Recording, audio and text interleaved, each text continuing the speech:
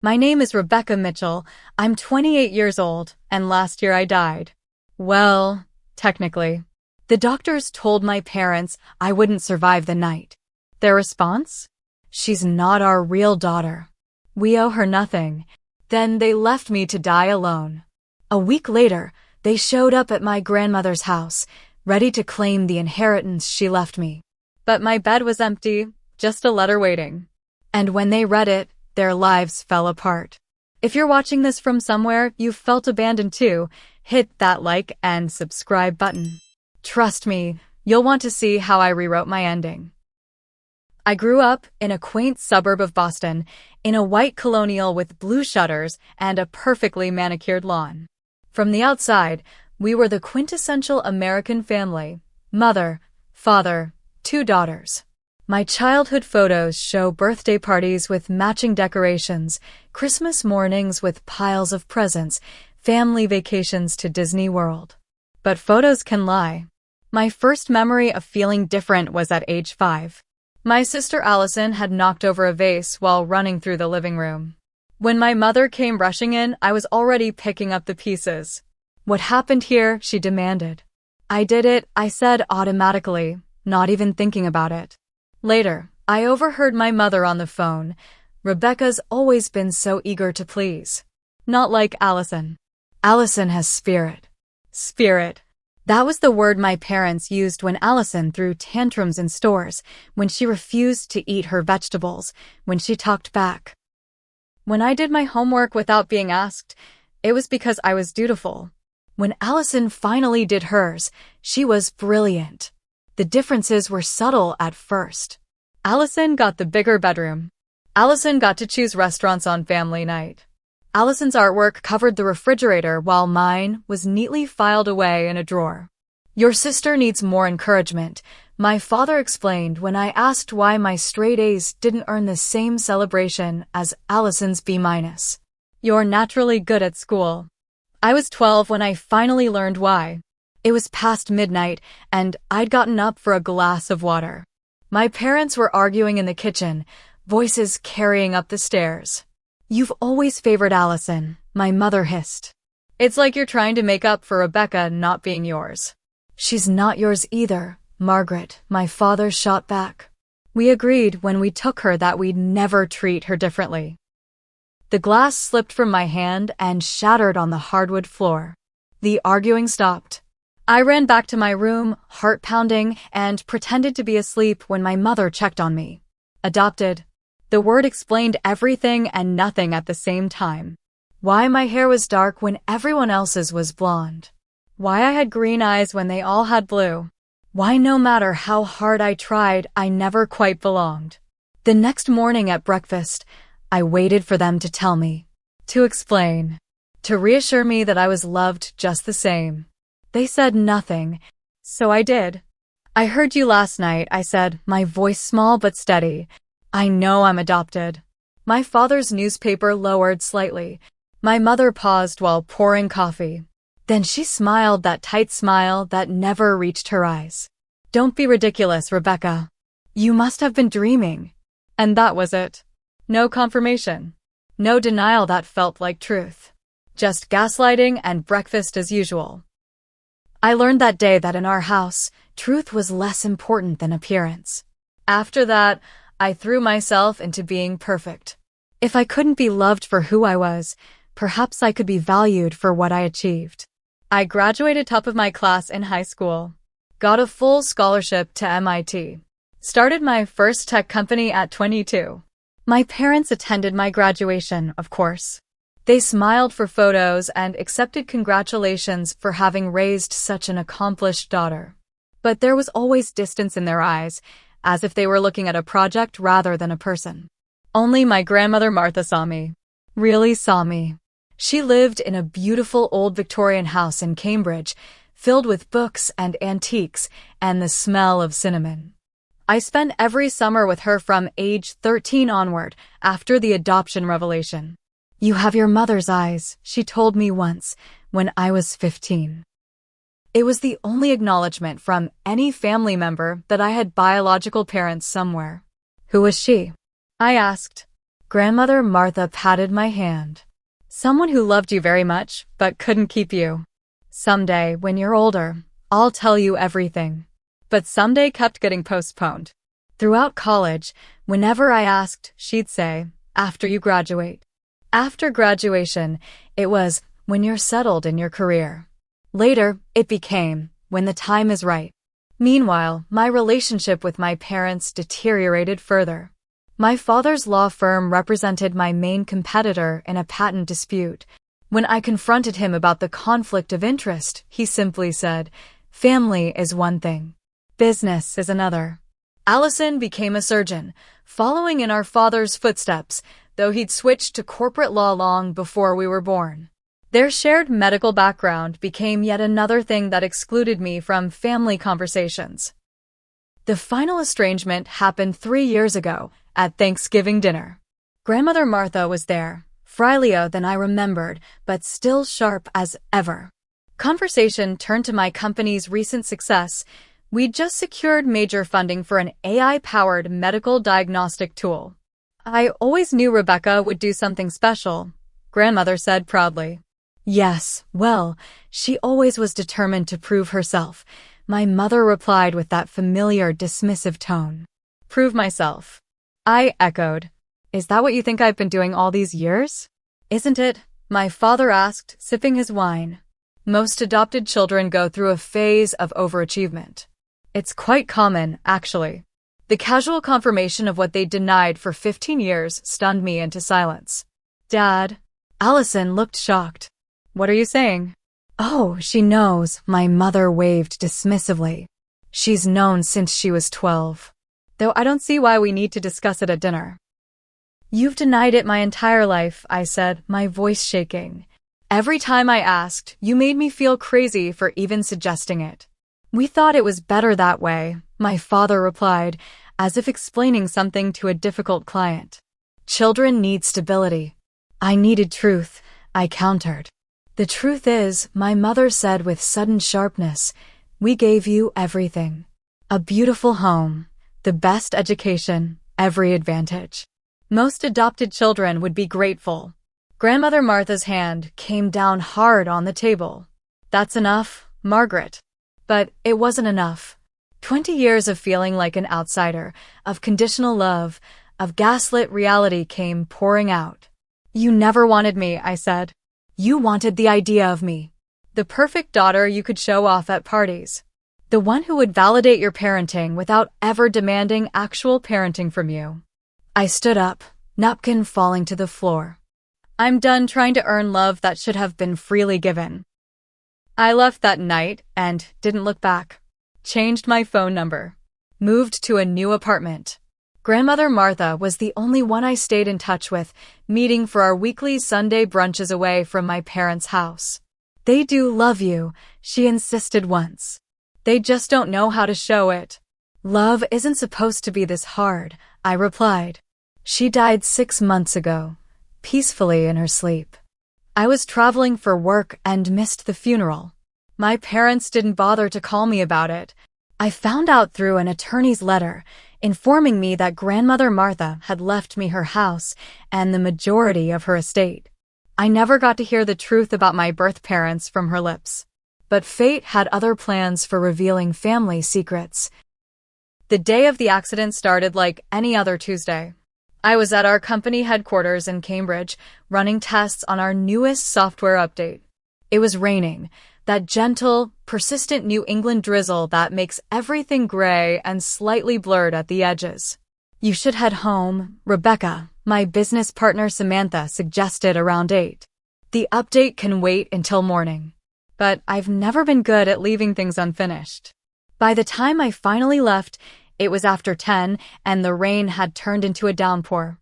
I remember thinking I should call a car service, but my apartment was only 15 minutes away. What could happen in 15 minutes? The intersection of Maple and 3rd has a blind spot that locals know to watch for. The drunk driver who hit me wasn't local. I remember headlights suddenly filling my car, impossibly bright. The sound of metal crushing metal. The strange sensation of spinning. They told me later that my car flipped twice before hitting a lamppost. The impact deployed the airbags, which saved my life but fractured 3 ribs and my collarbone. My head hit the side window hard enough to cause a traumatic brain injury. I have flashes of memory from the ambulance. Red lights pulsing. A paramedic saying my name over and over. The oxygen mask over my face. Then darkness. When I next became aware, it was of voices. Distant, clinical. I couldn't open my eyes or move, but I could hear. This state, conscious but unable to respond, would later be explained as a result of the brain injury and the medically induced coma they placed me in to reduce swelling. Significant trauma to the temporal lobe, a woman's voice was saying. We've managed to control the intracranial pressure, but the next 24 hours will be critical. Have we located next of kin? Another voice, male this time. Emergency contact in her phone is listed as mother. We've called, they're on their way. Time has no meaning when you're floating in darkness. I don't know if it was minutes or hours later when I heard them arrive. Mr. and Mrs. Mitchell? I'm Dr. Chin, the neurologist managing your daughter's case. What happened? My father's voice, tense and controlled as always. Dr. Chin explained the accident, my injuries, the induced coma, the uncertain prognosis. And what exactly are you doing for her? My mother, sounding irritated, as if my traumatic brain injury was an inconvenience in her schedule. Currently, we're monitoring intracranial pressure and maintaining the coma to give her brain time to heal. She'll need surgery once she's stabilized to repair the orbital fracture. Surgery? My father again. What kind of costs are we looking at here? There was a pause. I imagine Dr. Chin was giving them the look medical professionals reserve for particularly callous family members. Your insurance information would be helpful, she finally said. And we'll need authorization for the surgical procedure. There's been a misunderstanding, my mother said, her voice dropping. Rebecca isn't actually our daughter. I'm sorry. The doctor sounded confused. She has you listed as her emergency contacts. She was adopted, my father explained smoothly. Informally, the papers were never properly filed. I see. The doctor's voice had cooled significantly. Nevertheless, as her emergency contacts. You're not understanding me, my mother interrupted. She's not our responsibility. We owe her nothing. I'd experienced their emotional abandonment my entire life, but this was different. This was leaving me to die. Without authorization for treatment, the doctor began. Then don't treat her, my father said simply. Isn't there a state fund for indigent patients or something? Mr. Mitchell, your daughter is critically injured. Without surgery. She's not our daughter, my mother insisted. Not legally. Not really. There was silence, then the sound of papers rustling. There's also the matter of Martha Mitchell's estate, a new voice said. A nurse, maybe? The patient was notified as the primary beneficiary. That's a family matter, my father said quickly. My mother was not in her right mind when she made that will. We've been meaning to contest it. I see, the doctor said coldly. Well, in the absence of family willing to authorize treatment, we'll have to proceed under emergency provisions. Nurse Davis, please document this conversation and contact hospital legal. We'll be going now, my mother announced. Please don't contact us again regarding this patient. Footsteps. The door opening and closing. They were gone. I tried to scream, to move, to give any sign that I could hear them abandoning me. But I was trapped in my broken body, a prisoner of my own consciousness. I've never seen anything like it, the nurse, Davis, apparently, said quietly. Their own daughter. Rich people. The doctor muttered. Call legal, then check her phone for other contacts. There must be someone who gives a damn about this woman. Time passed. I drifted in and out of awareness. Pain came and went as medication flowed through my system. Different voices spoke around me, medical jargon I couldn't fully comprehend. But one voice became familiar. Gentle. Constant. I'm just changing your for, Rebecca. You're doing great. Nurse Emily Davis became my lifeline. She talked to me during her shifts, updating me on my condition, explaining the treatments, telling me about the weather outside. She'd play music from her phone, everything from classical to Taylor Swift. "The latest research shows coma patients can hear us," she told someone. "I'm not leaving her alone. Not after what her parents did." 3 days after the accident, through Emily's one-sided conversations, I learned that the hospital had located Samantha. My business partner and friend had rushed to the hospital, authorized the treatments, and was fighting my parents on multiple fronts. "Your friend is something else," Emily told me during a sponge bath. "She's got her lawyer here every day, making sure you get everything you need. Apparently, your parents are already making moves on your grandmother's estate, claiming you're incapacitated." I wanted to laugh at the irony. They abandoned me to die, then tried to use my resulting condition to steal my inheritance. It was so perfectly on brand for them. The surgery happened on day 5. I remember being wheeled somewhere, bright lights overhead, then nothing until waking in recovery with a pounding headache and Emily's voice. "You did it, Rebecca. Surgery went perfectly. Dr. Chin says your brain swelling is already reducing. They're going to start bringing you out of the coma tomorrow." True consciousness returned gradually. First the ability to squeeze a hand when asked. Then opening my eyes to blinding light. Then the agonizing process of having the breathing tube removed. Where? My first word croaked through lips that felt alien. "Massachusetts General," Emily answered, appearing in my field of vision. "You're okay. You're going to be okay." But I wasn't okay. Not really. Because now I had to process what I'd heard. My parents had not only abandoned me my entire life, they had literally left me to die. Recovery was excruciating. Every movement sent shards of pain through my broken body. The first time they helped me sit up, I vomited from the vertigo. The first steps I took with the physical therapist left me drenched in sweat and tears. But physical pain was nothing compared to the psychological wound of knowing my parents had walked away when I needed them most. That knowledge sat like poison in my veins, tainting every moment of recovery. "You're doing amazing," Samantha would say during her daily visits. She'd brought my laptop, handled company decisions, fielded press inquiries about my accident. "The doctors say you're recovering twice as fast as expected."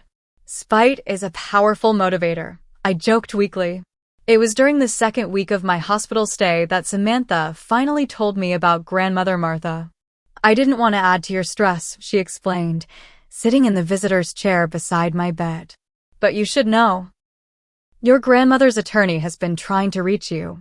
Your parents are challenging the will." "What?" I struggled to sit up straighter. "On what grounds?" "They're claiming you're mentally incompetent due to your injuries." Samantha's expression was grim. "They filed the paperwork 3 days after your accident. The timing wasn't coincidental. They'd walked out of my hospital room, leaving me to die, and gone straight to a lawyer to steal my inheritance." "I need to talk to her attorney," I insisted. James Wright arrived the next morning, a dignified man in his 60s with silver hair and kind eyes behind wire-rimmed glasses. He'd been my grandmother's attorney for 30 years. "Miss Mitchell," he greeted me formally. "I'm relieved to see you recovering. Your grandmother would be pleased." "My parents are trying to steal her house," I said without preamble. He nodded, placing his briefcase on the bedside table. "They filed for an emergency conservatorship, citing your medical condition.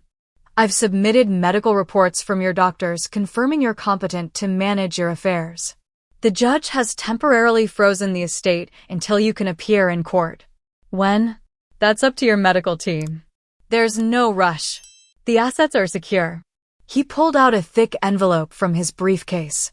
"Your grandmother asked me to give you this if anything happened to her before she could tell you herself." The envelope felt heavy in my hands. "What is it?" "The truth, I believe." He stood to leave. "She loved you very much, Rebecca." "Never doubt that." I waited until evening to open it, after the nurses had finished their rounds and the hospital had quieted for the night. Inside was a letter written in my grandmother's elegant script and several official-looking documents. My dearest Rebecca, the letter began.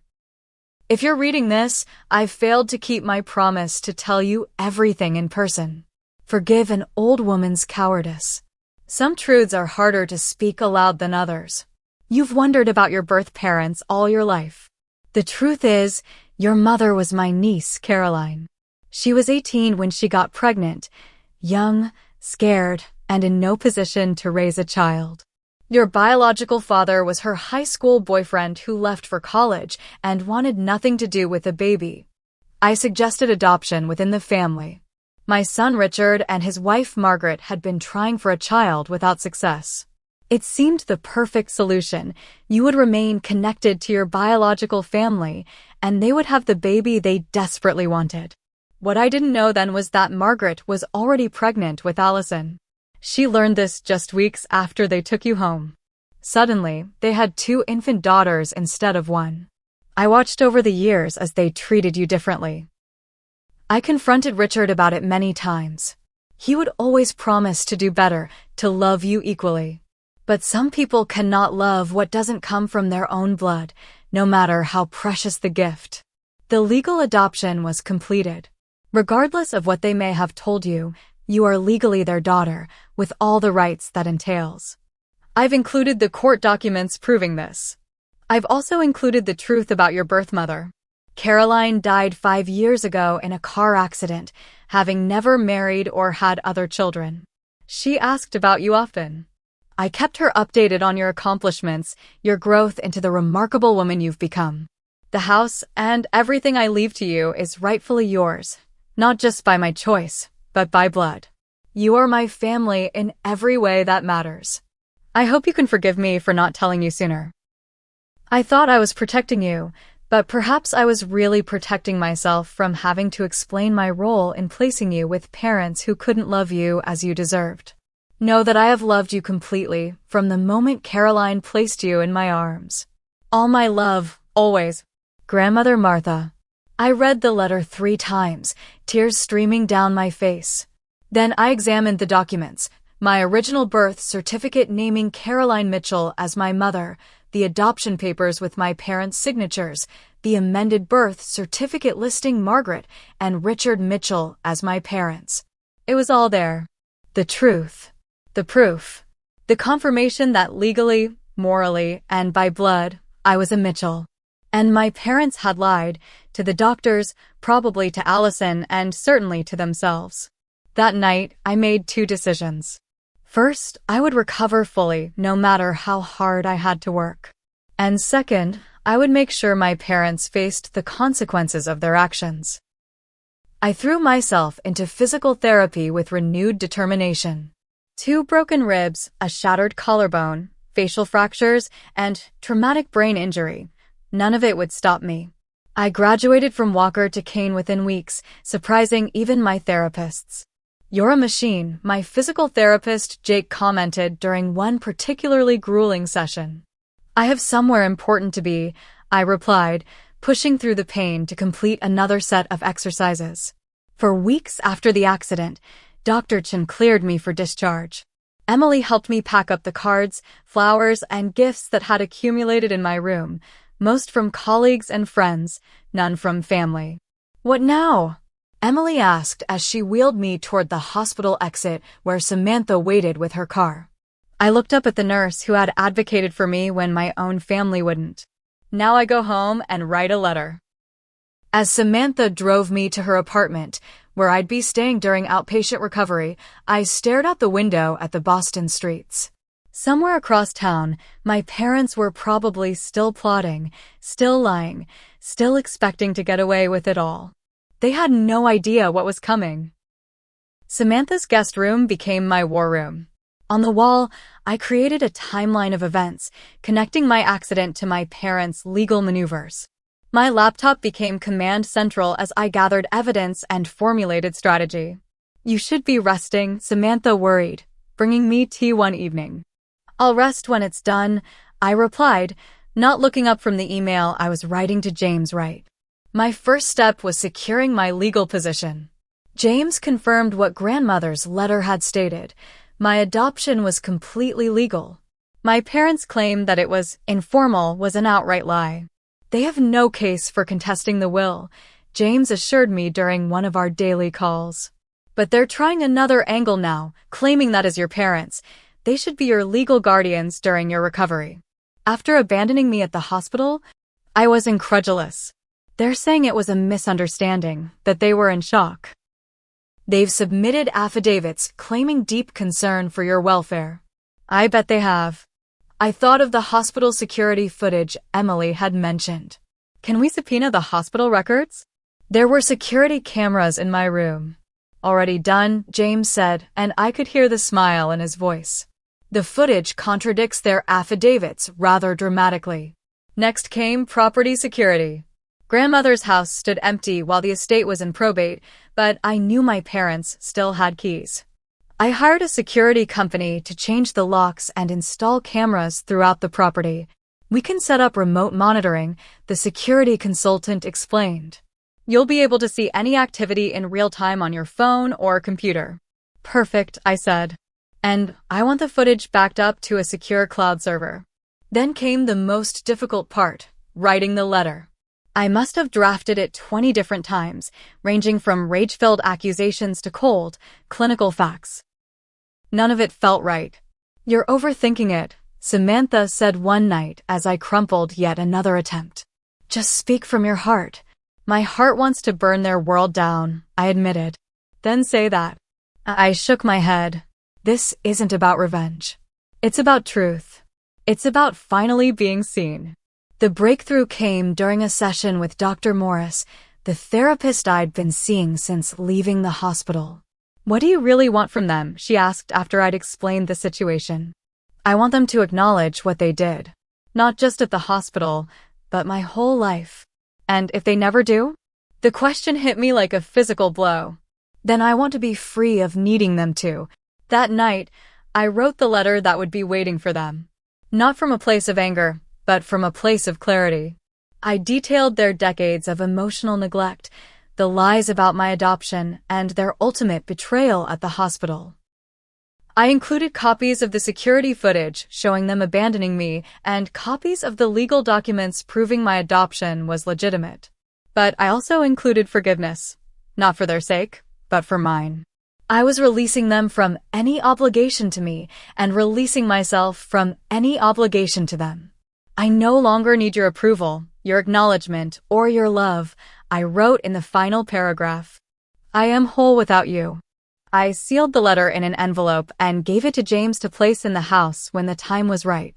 The final piece fell into place when James called to inform me my parents had scheduled a visit to grandmother's house, ostensibly to collect personal mementos before the estate was settled. They filed the paperwork with the probate court, he explained. They're coming this Saturday at 2 p.m. Will Allison be with them? I hadn't spoken to my sister since Thanksgiving 3 years ago. I had no idea if she knew what our parents had done. Yes, she's listed on the court filing. I took a deep breath. Then it's time. That Saturday morning, James placed my letter on the dining room table in grandmother's house. The security company confirmed the cameras were operational. Samantha and I settled in at her apartment to watch the feed on my laptop. At exactly 2:03 p.m., my parents' Mercedes pulled into the driveway. The plan was in motion and there was no turning back. Through the security cameras, I watched my parents and Allison approach grandmother's front door. My father looked annoyed, checking his watch repeatedly. My mother wore her charity event smile, the one that never reached her eyes. Allison hung back slightly, her expression unreadable. The key isn't working, my father complained, jiggling the doorknob. Did you try the back door? My mother suggested. I shouldn't have to try the back door. This is my mother's house. Allison corrected quietly. Was her house. My father shot her a look before pulling out his phone. After a brief conversation, a locksmith arrived. I watched as he opened the door, had my father sign some paperwork, and departed. Finally, my mother said, stepping inside, Richard, check if the silver is still here. I want to make sure Rebecca hasn't already emptied the place. The casual accusation made my blood boil. Samantha placed a hand on my shoulder. "Remember why we're doing this," she murmured. I nodded, focusing on the screens as my family moved through my grandmother's house. "Everything looks the same," Allison commented, running her fingers along the antique sideboard in the hallway. "Mother always did have good taste," my mother admitted, examining a crystal vase. "This would look perfect in our foyer." "We're here for your father's childhood mementos," Allison reminded her. "Not to shop." "Don't be naive," my mother snapped. "Rebecca is never going to recover enough to claim this inheritance. The judge will award guardianship to us, and then everything here will be ours anyway." "She's in physical therapy now," Allison said. "Her doctors say she's making remarkable progress." "Well, her brain injury is another matter," my father interjected, coming down the stairs. "The silver is all there, Margaret." I checked the master bedroom too. Nothing seems disturbed. "Has anyone actually visited her recently?" Allison asked. "To see how she's doing?" My parents exchanged a glance. "The hospital staff have been very uncooperative," my mother said primly. "Besides, you know how Rebecca is. She's always been so independent." "Too independent," my father muttered. "If she'd listened to me about that driving route." "Are you seriously blaming her for getting hit by a drunk driver?" Allison sounded incredulous. "Of course not," my mother soothed. "Your father is just upset. This has been hard on all of us." They moved into the dining room, where my letter waited on the polished mahogany table. "What's this?" My father picked up the envelope. My name was written on the front in my grandmother's handwriting. James had used an old birthday card as reference. "It's addressed to Rebecca," Allison pointed out. "Well, she's not here, is she?" My mother plucked it from my father's hands and tore it open. As she began reading, her face drained of color. "What? What is it?" my father demanded. Wordlessly, she handed him the letter. He skimmed it, his expression darkening with each page. "This is outrageous," he spluttered finally. "Lies and manipulations. What does it say?" Allison reached for the letter, but my father held it away. "Nothing you need to concern yourself with. Family business." "I am family," Allison insisted, snatching the letter from his hand. She began reading, her eyes widening. "Mom? Dad? What is this about abandoning Rebecca at the hospital?" My mother collapsed dramatically into a dining chair. "It wasn't like that. We were in shock. The doctors were so pessimistic. It says here you told them she wasn't your real daughter and you owed her nothing." Allison's voice shook. "That you left without authorizing treatment.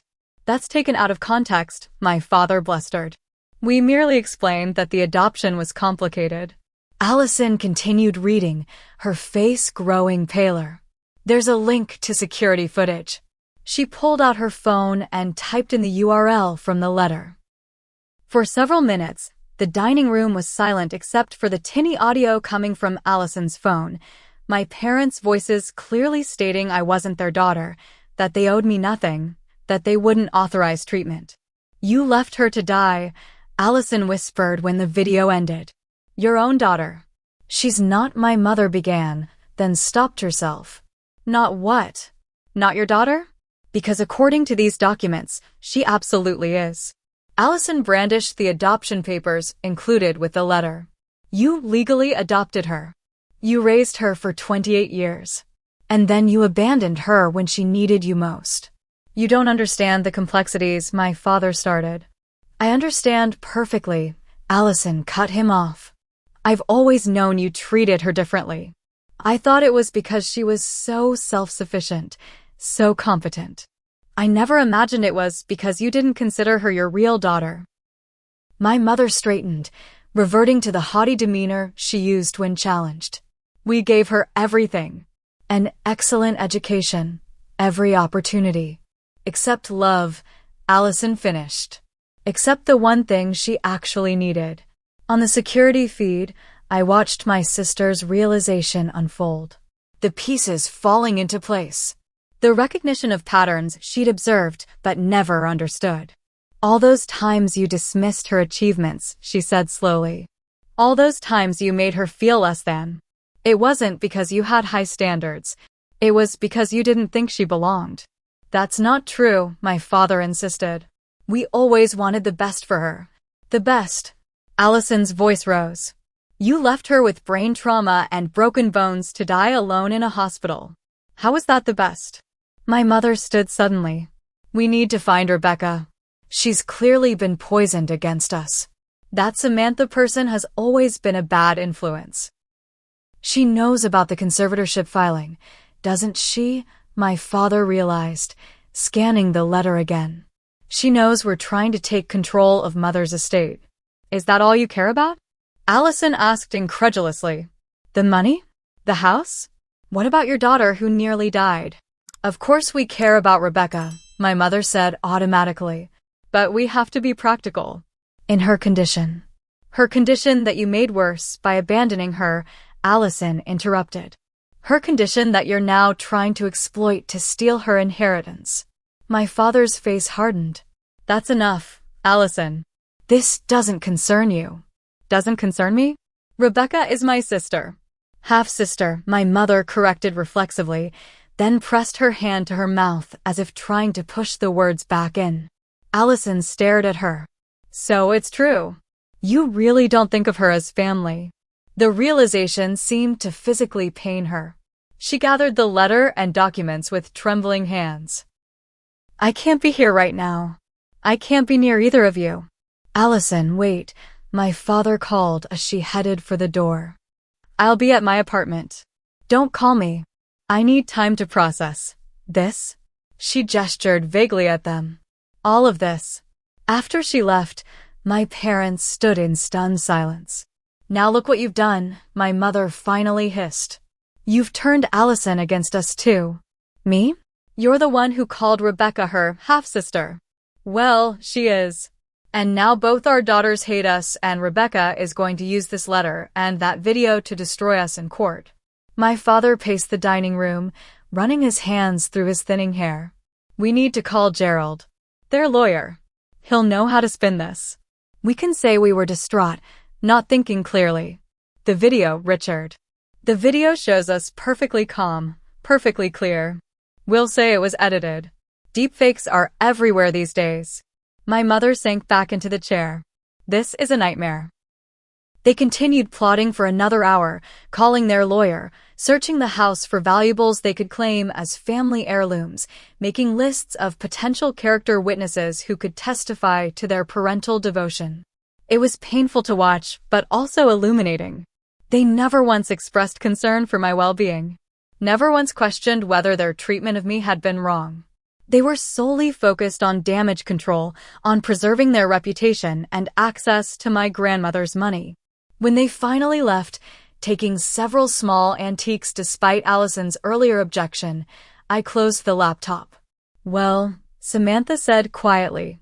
That was exactly what I expected. I finished for her. They haven't changed. They never will. My phone buzzed with a text from an unknown number. It's Allison. We need to talk. Please. I stared at the message for a long moment before responding. Tomorrow, 10 a.m. The cafe on Cambridge Street. Whatever came next, I was finally ready to face it on my terms. The cafe on Cambridge Street was busy when I arrived, leaning on my cane. Allison was already there, sitting at a corner table, 2 untouched coffees in front of her.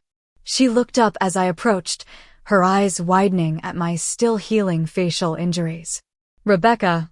She stood awkwardly, hesitating between a hug and a handshake. We settled for an uncomfortable nod. Allison. I eased myself into the chair opposite her. You wanted to talk. She pushed one of the coffees toward me. Black with 1 sugar. You still take it that way? I nodded, surprised she remembered. Thanks. I didn't know, she blurted out. About the hospital. About them leaving you there. I swear I didn't know. I believe you. And I did. Allison had many faults, but deliberate cruelty wasn't one of them. Did you read the entire letter? She nodded miserably and watched the video. I can't believe they would do that to anyone, let alone their own daughter. Not their daughter, I corrected automatically. Not in their eyes. But you are. Legally and, well, we grew up together. You're my sister. She reached for my hand across the table, but I pulled back slightly. 28 years, Allison. 28 years of watching them love you completely while measuring out affection to me like it was a limited resource. Did you really never notice? She flushed. I noticed they were harder on you. I thought it was because you were the oldest. Or because you were so smart, they had higher expectations. They told the hospital staff I wasn't their real daughter. That they owed me nothing. My voice remained steady, but inside I felt the familiar ache. Those weren't heat-of-the-moment words. That was their truth. It's not my truth, Allison insisted. You're my sister. My big sister who taught me to ride a bike and helped me with my college applications and stood up for me when I totaled Dad's car. I had done all those things. Because that's what big sisters do, even when they're jealous of the golden child. Even when they're starving for the love that's showered on their sibling. What do you want from me, Allison? She looked taken aback by the directness of the question. I want us to be sisters again. Real sisters. I've missed you these 3 years. And our parents? Where do they fit in this vision? Her expression darkened. I don't know. I'm not speaking to them right now. What they did, I can't forgive it. They'll pressure you to reconcile, I warned. They'll minimize what happened. Rewrite history. I know their playbook too. She managed a weak smile. I've had a front row seat to their revisionist history my whole life. We sat in silence for a moment, the cafe noise washing over us. Can I ask you something? Allison finally said. The letter you left them, what did it actually say? The whole thing. I took a sip of coffee, considering. Then I pulled out my phone and opened the document where I'd saved the final version. Dear Richard and Margaret, I began reading. I'm addressing you by your first names because Mom and Dad no longer feels truthful. Parents protect their children. Parents put their children's needs above their own. You have done neither. By the time you read this, you will have already tried to declare me incompetent. You will have already filed paperwork to control the inheritance grandmother Martha left me.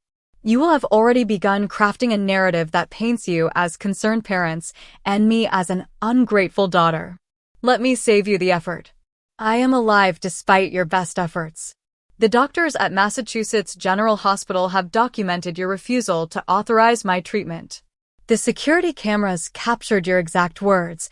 She's not our real daughter. We owe her nothing. For 28 years, I have tried to earn your love. I achieved academic excellence. I built a successful company.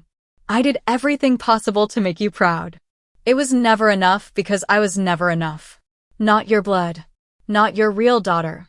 Grandmother Martha left me a letter explaining everything. My birth mother was her niece Caroline. The adoption was legal and binding, despite what you told the hospital staff. I've included copies of all relevant documentation.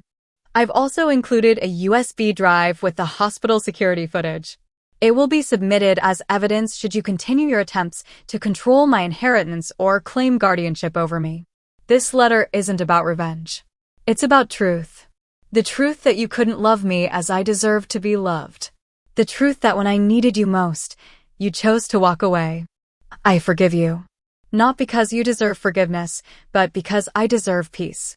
I release you from any obligation to me, and I release myself from any obligation to you. I no longer need your approval, your acknowledgement, or your love. I am whole without you. Rebecca Mitchell. P.S. The locks have been changed, and this house is legally mine. Please direct any future communications to my attorney, James Wright. When I finished reading, Allison was crying silently. That's the most honest thing I've ever heard, she whispered. And the saddest. I put my phone away. It needed to be said. They called me 6 times yesterday. Left voicemails about how worried they are about you, how they want to help with your recovery. She shook her head in disgust. It's like they live in an alternate reality. They do, I agreed. One where they're always the heroes of the story. What happens now? She asked. With the inheritance? With the guardianship claim? James is handling it. The hospital footage alone should sink their case. After that, I shrugged. I move on. I build a life without them in it. And me? Her voice was small. Is there room in that life for me? I studied my sister, my biological half-sister, as it turned out. The golden child who had benefited from our parents' favoritism her entire life. But also the woman sitting before me now, choosing truth over comfort, choosing me over them. I don't know yet, I said honestly. There's a lot of history between us, Allison. A lot of hurt. I understand. She nodded, wiping away tears. But I'd like to try, if you're willing. I thought of Grandmother Martha's letter. A family being those who love you, not necessarily those who share your blood. Small steps, I finally said. We start small and see where it goes. The relief on her face was palpable. Small steps. I can do that. We finished our coffees, talking cautiously about neutral topics, her residency at Boston General, my company's latest projects. It wasn't comfortable yet, but it was civil. A beginning of sorts. As predicted, my parents escalated their efforts after finding the letter. They called everyone they knew in the legal community, trying to find a judge who would grant their conservatorship request. They attempted to access my medical records, claiming parental rights. They even tried to contact my doctors directly. None of it worked.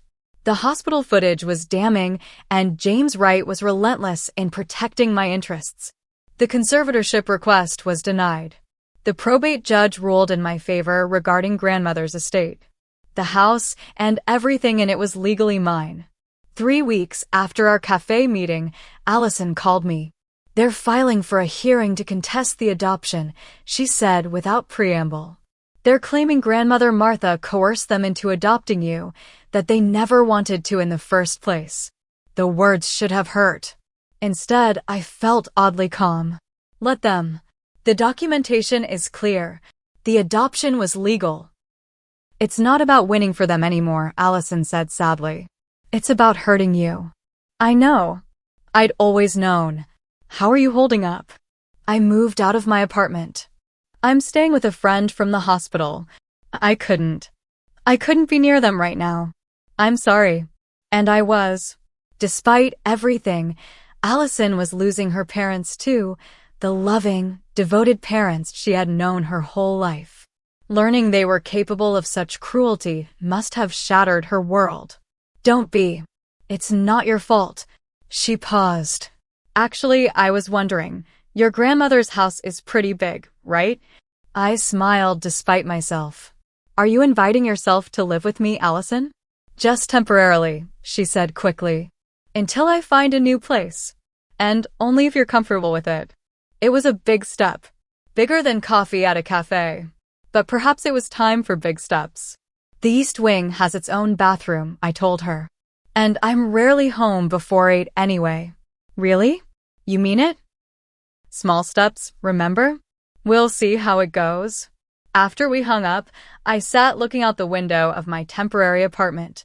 Somewhere across town, my parents were plotting their next move, still unable to accept the truth of what they'd done. Still unable to see me as their daughter deserving of love. But for the first time since the accident, I wasn't defined by their rejection. I was defined by my survival, my resilience, and the family I was choosing to build around me. The letter had done its work. Not by changing them, nothing could do that, but by freeing me from needing them to change. 6 months after the accident, Dr. Chin declared my physical recovery complete.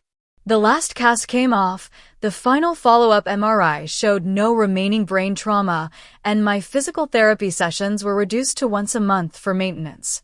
You're a medical miracle, she told me during our final appointment. Most patients with your injuries would still be in intensive rehab. I had good motivation, I replied, thinking of the letter, of my parents, of the life I was determined to reclaim. I moved into Grandmother Martha's house, my house now, in early spring. The Victorian needed updates, but I left the bones of it intact. The intricate woodwork, the stained glass transoms, the wide porch where grandmother and I had spent summer evenings discussing books and dreams. Allison moved into the East Wing as planned.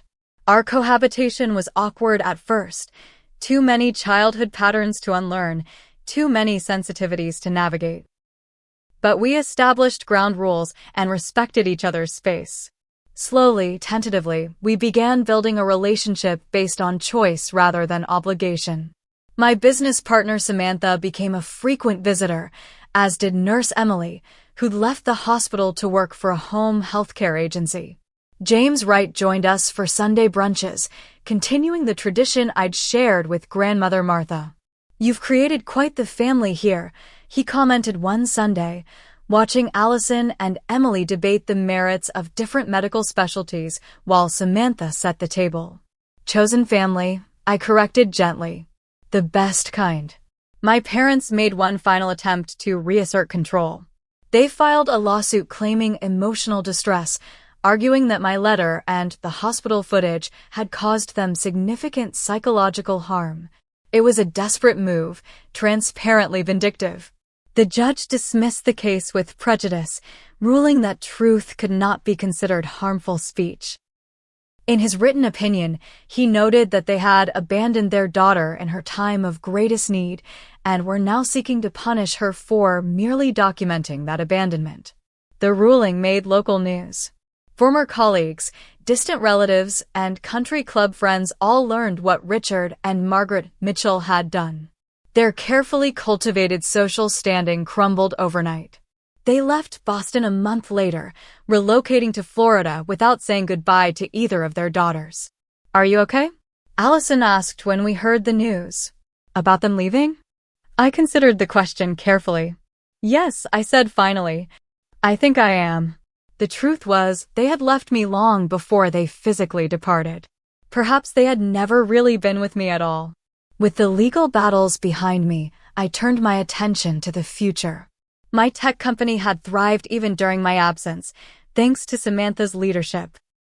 Now we were developing new software inspired by my hospital experience, a communication system for patients with traumatic brain injuries who couldn't speak but remained conscious. "We're calling it Bridge Gap," I explained to Emily over dinner. "It tracks eye movement and brain activity to help doctors determine consciousness levels in non-responsive patients." "That would have helped you," she noted. "It would have helped the doctors," I corrected. I knew I was conscious. They didn't. The project gave purpose to my pain, transforming a traumatic experience into something that might help others. Grandmother Martha would have approved. As for Allison, our relationship continued to evolve. There were difficult conversations about our childhood, about the favoritism she had benefited from, about her own complicity in my isolation. But there was also healing. She brought home takeout when I worked late. I helped her study for her board exams. We discovered we both loved terrible reality TV shows and spent Sunday evenings mocking them together. "I never knew you were funny," she told me once, laughing at my impression of a particularly dramatic reality star. "You never knew me at all," I replied, but without bitterness. It was simply truth. A year to the day after the accident, I held a dinner party in Grandmother Martha's, my dining room. Samantha was there with her new boyfriend. Emily brought her wife. James Wright came with a bottle of expensive champagne. Allison invited a colleague from the hospital, a neurosurgeon with kind eyes who looked at her with unmistakable interest.